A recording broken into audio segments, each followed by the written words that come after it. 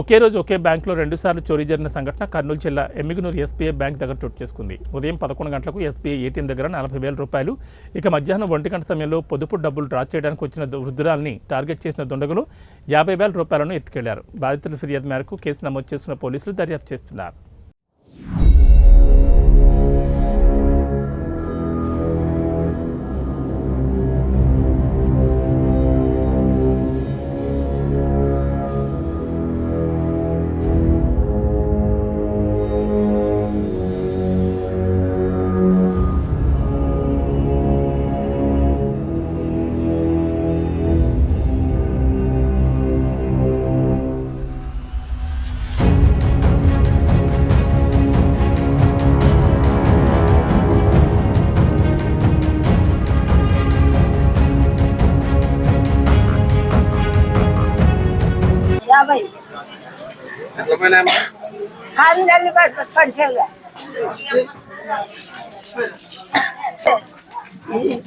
Loan పెట్టుకుంటే చినిపోయింది, కాదు చినిపోయిందో చూసాను.